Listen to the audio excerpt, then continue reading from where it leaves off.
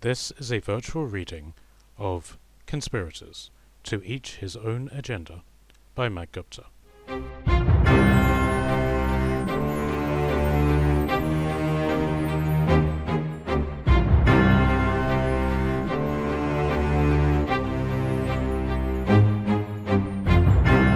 Chapter 35.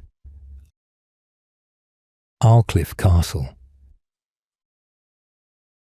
Alistair received the news much better than Ignatius did. All of Seaward celebrated the birth of Rufus, the second of his name. The high priest held every public religious practice known to the kingdom to ask for the ancestors' blessing for his future. At the end of the week of public spectacle, Alistair called a meeting, marking his grandson's first week of life. He left his wife and councilman in command of the city and travelled with Julius to Aldclyffe Castle. The lords of all the lands under his ownership and allegiance were many, and were equally hard warriors, nearly all of them veterans of battles against the pirates and the Golden King's armies to the south. They were waiting for him in the great hall of Aldclyffe Castle, the centre of the Alliance's military might. The hall was a menagerie of the cultures of the entire kingdom.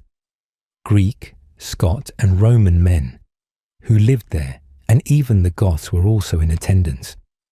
There were hundreds of them, men and women of cities and simple villages alike. The sight of Alistair sent them all into a huge frenzy of roars and celebrations. The sight of Julius only heightened their feelings. The Goths had no reason to be there. They weren't part of Alistair's realm, but they had a long diplomatic agreement with Seaward, and it made them closer than allies.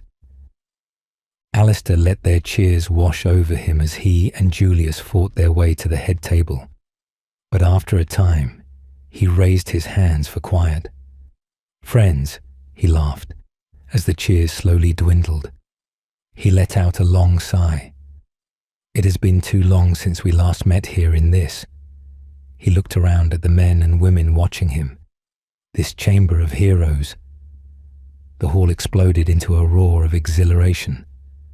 "Let us drink to the prosperity of the kingdom and our continued rule as our fathers would have wanted." He raised his cup, as did everyone else. "You men and women," he nudged his head towards the Gothic war maidens, "are the kingdom's finest. But I must ask you to swear on your ancestors' bones to keep this meeting secret." A tall Highland Scot stood up, his blue and silver kilt hanging loosely around his waist, more like a dress. "I do not need to swear on my father. Fuck my father. Give me wine and I will be true." The hall roared in agreement, slamming their metal goblets on the tabletop. "Pillimore," Alistair smiled. "You get smaller every day." The huge man laughed. He was Pillimore the Small, King of Scots, and he downed his drink in one. "Do you vow to keep this meeting secret from all those who have not attended?" There was a disinterested murmur of commitment. "Good." Alistair sat down. Julius sat down next to him. "I will be brief, friends. The kingdom is in peril. We face enemies at all sides ready to attack us at a moment's notice. If we remain under the command of Ignatius, then we will perish." "What do you propose?" a voice asked. Other voices shouted over it to silence or agree with him. "Mutiny, treachery and damnation," Alistair toasted proudly. "We intend to capture the kingdom from under Ignatius and place new and better leadership in place." "Whose leadership?" the voices demanded. "Mine," Alistair stated. "As Prince of Seaward, I have a blood claim to the throne of the Marble City. No one has ever had a claim as strong as mine. The recent events have proven that the kingdom must unite. I ask you to fight by my side and save the kingdom." The room was silent. "Do you want peace in your homelands?" "You say peace, but you are asking us to do the other thing," a regal-looking Gothic woman called, arms folded and her almond-shaped eyes narrowed. Yes, I am, Alistair nodded. Yes, if we fight, there will be casualties. People will die. But I'm asking you, as my blood-sworn men, to fight alongside me. We have all suffered terribly under the burden of Ignatius, Pillimore bellowed. I want to fight, not pay taxes. He won't take away taxes from us. What will you do that Ignatius won't? The woman taunted. She jumped up onto the table. She was slender and brown-haired, as most of the Gothic women were, with a crown of bird feathers with obsidian, emerald, and blood-red rubies set into the circlet, each plume a relic of conquest, woven seamlessly into her thick braided hair.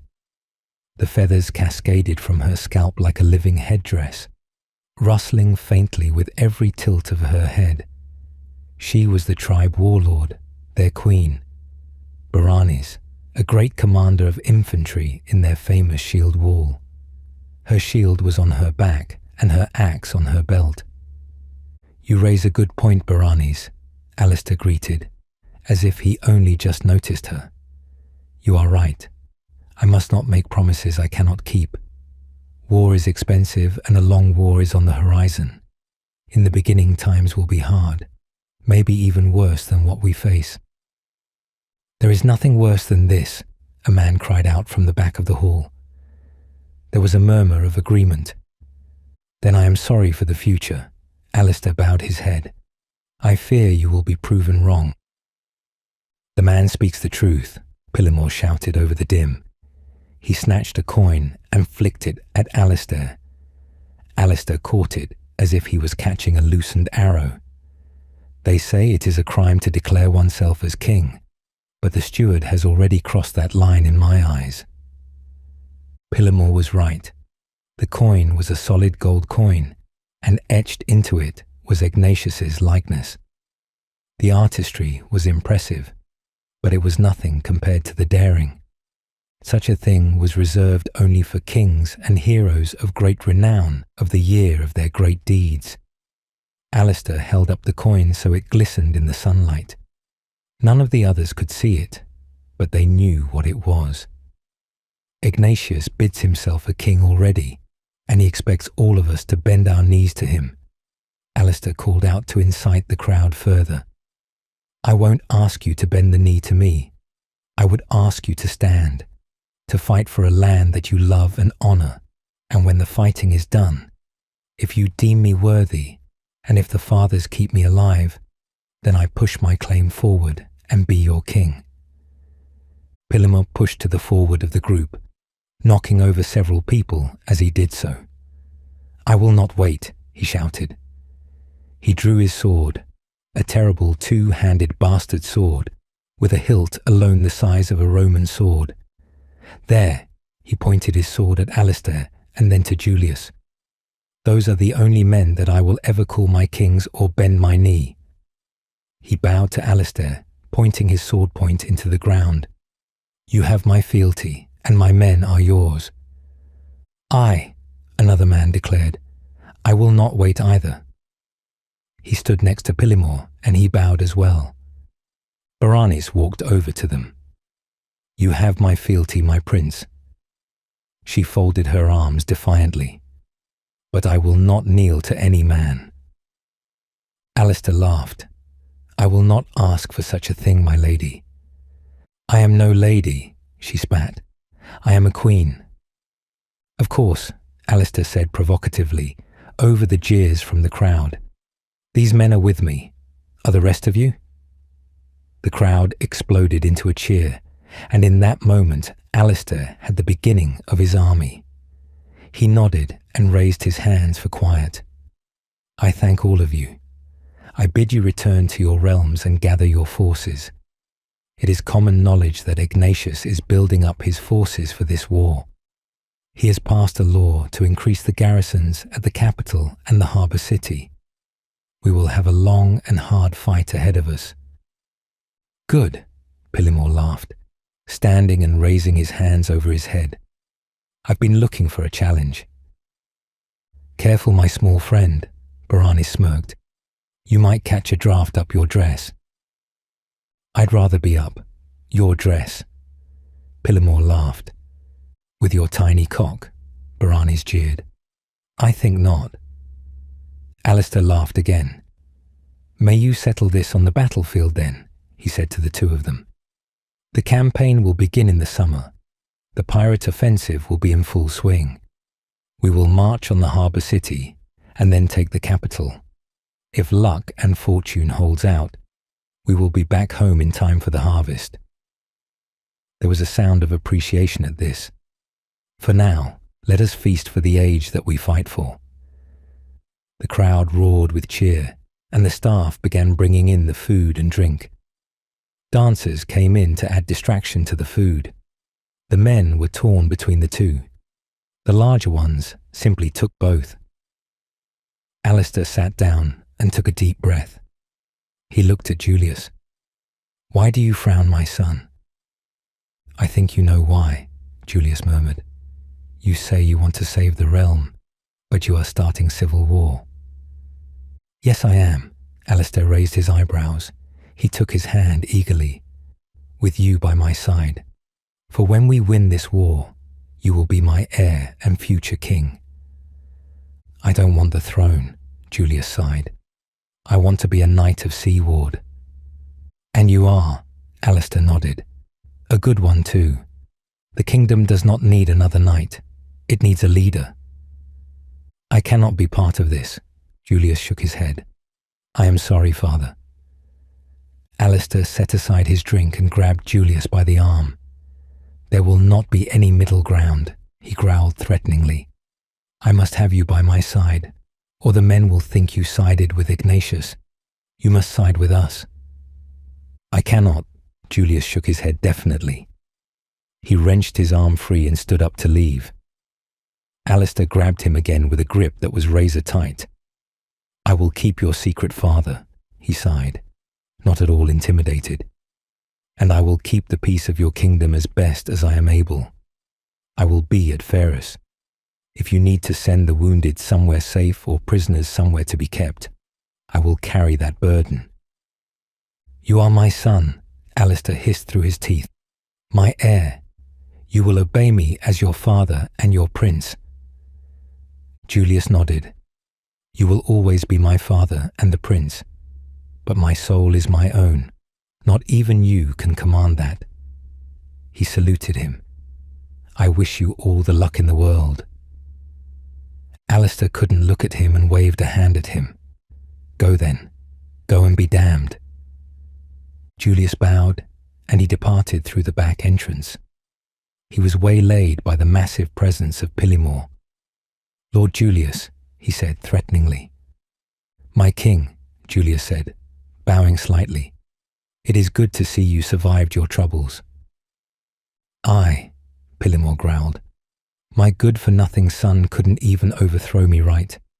It is of that of which I would speak. Maybe another time, Julius began. It was my sworn oath to fight alongside your forces when you stood against the pirates. Pillimore ignored him. An oath that I failed in, Prince. He went to one knee, his height barely changing. Let it be known that you will forever have the service of the Scots in payment of this debt. Julius was stunned for a moment, but managed to collect himself as people were beginning to point and stare. I thank you, my king. Your oath is unnecessary. As a king, you must see to your own people first. I am forever humbled by your loyalty. May you serve my father well in the battles to come. You misunderstand, Prince, Pillimore grunted, as he pulled himself to his feet with difficulty. This oath is for you, not your father. For as long as my bloodline lives, you will have a friend amongst the Scots. Julius was speechless again. I don't know what to say. Then say nothing. The Scot pulled him close. These are dark times. Choose your friends carefully, lest they choose themselves for you. He nodded seriously. Now, I must let you take your leave. He grabbed a random passing warrior. There you are, my friend, he bellowed in his face and drawing him away from Julius. The crowd's attention suddenly veered to Pillimore's loud voice, allowing Julius to slip away. Alistair sat in silence for a long time, but suddenly one of his subjects brought him back to his place in the hall. Julius didn't stay at Aldclyffe Castle. He found the swan lounging in the stables, throwing a rock in a perfect circuit around the corners of the room. "My lord," he greeted, standing when Julius stormed in. "Did you not like the wine?"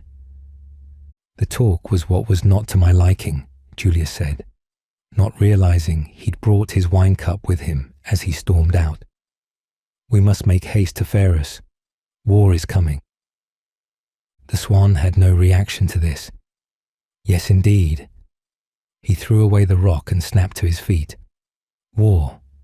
We have not taken sides, I take it." "Yes, we have," Julius sighed. "We have chosen the side that is not with my father. That will be enough for the players in this game of kings." "What will we do then?" "What we have always done. Our task is to protect the innocent. War breeds fear and panic, and those willing to take advantage of it. We will roam the kingdom as we have always done, and stop poachers and brigands taking the kingdom for themselves." The swan nodded. "To Ferris, then. We must gather as many knights as we can before your father does." They mounted their horses. All of those knights will have sworn allegiance and fealty to my father already. They were lining up to swear themselves for 2 days and nights when he was crowned. We must gather men who will escape my father's notice, the older knights who have fought and bled already for their country. Why would they fight with us? The swan mounted up. Those who haven't already joined us have every reason not to. Many would rather slit their own wrist than raise a sword again. Julius nodded. He remained in silence until they were through the gate to Aldclyffe Castle. I must speak with someone with a higher knowledge than mine. They rode hard for several short hours, taking breaks for when they would dismount and walk their horses. Before the day was out, they reached Ferris. The last year had been good to the fortress. Its primary walls were now made of stone and stood a good 30 feet high. The lighthouse itself was well into construction. Julius noted with pride the silvery white banner that blew in the ocean breeze. "I take my leave of you, Lord. I will not be long. Give her my regards." "Her?" Julius gave him a suspicious and accusational look. "You are gone for many hours when you ride that way." The swan showed no signs that he was abashed by the situation. You either meet one lover intensely or several. It is sometimes hard to tell which. Julius couldn't help but laugh. "Nothing of the sort, my friend," he reassured him. But despite his desire to reveal all to his closest friend, he realized the need for secrecy. He nodded to the swan and then turned his horse around, ignoring Stallion's protests, and galloped along the road back. He returned to the beach where he had been so many times in his life. As always, he let his horse wander and walked onto the pure white sand in a rush. He sat down and felt the sand burn his hands. His heart was beating hard in his chest, and he felt the heat of his body begin to creep over him. Sweat fell from his head more freely when we were still. She came to him as the sun set. As always, she was so scantily clad that it begged the question of why she wore anything at all. She sat down on the sand, where the water was brushing the edge of the tide, her dress floating out like water itself. Julius came to sit by her. The water was welcome relief from the heat. "I barely recognize you without your armor," she said to him, without looking at him. Julius smiled, suddenly feeling foolish in his black and red robes. Hypatia cut him off. "I knew your father would ask this of you, since before you were born. Then you know what I must do." "You have already decided," Hypatia smiled. turning to face him and placed a hand on his chest. The haste in his chest suddenly ebbed away. You have already set yourself on the path. Is it the right way? Hypatia simply met him with her same smile. There is no right or wrong in life. There are only choices, and those who have the will to follow them through. Julius grimaced. This wasn't the answer he wanted. If I cannot stand with my father on his quest, then how can I be a man?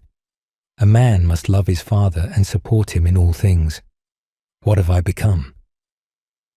A man caught between two worlds, two choices, but with both choices come consequences. What consequences? Hypatia thought about it for a moment. She picked up a stone from beneath the sand and began to wipe off the sand with her finger. If you go with your father, the land will finally know peace. He will unite the kingdom under his banner for many years. The kingdom will be saved from both within and from outside. When the war is over, the names Alistair and Julius will be sung in songs for all time, and you will earn your place in history as a true Prince of Seaward and King of the realm that has long awaited you. She finished cleaning the stone and cast it into the water. But when the true heir to the kingdom comes to make his claim, your father will turn him away, and the last true bloodline of the kings will die, and when your line declines, the kingdom will fall.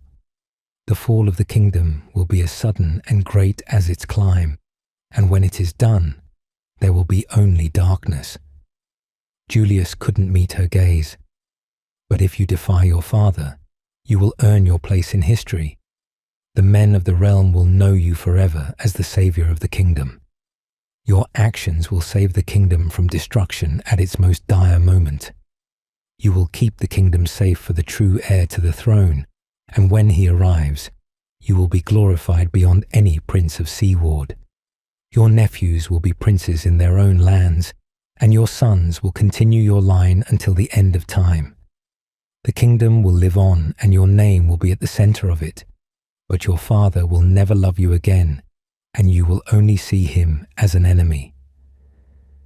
Julius thought on this for a moment. If I am to save the kingdom, how will I do it?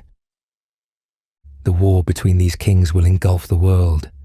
It will be a war of countless kings, but there must be kings to play the game. Kings, Julius scoffed, thinking about this for a moment. He weighed the different players in the world with their different factions and armies. The list was long. Who are they? You will know when they know themselves, Hypatia stood. But you must make yourself a contestant in this game. This will be a game of kings. If you want men to follow you, then you must be a king also. I have never wanted a throne, Julius wept a single tear, or a crown. I am a knight, not a king. Then the kingdom is dead, Hypatia sighed, and your line with it. You speak of times decades ahead. Perhaps by that time the kingdom should die. If you mean that, then return to your castle and live out your days as the man who chose to let it die. Julius exhaled deeply. Hypatia had wounded him with these words, and he must answer it. What must I do then?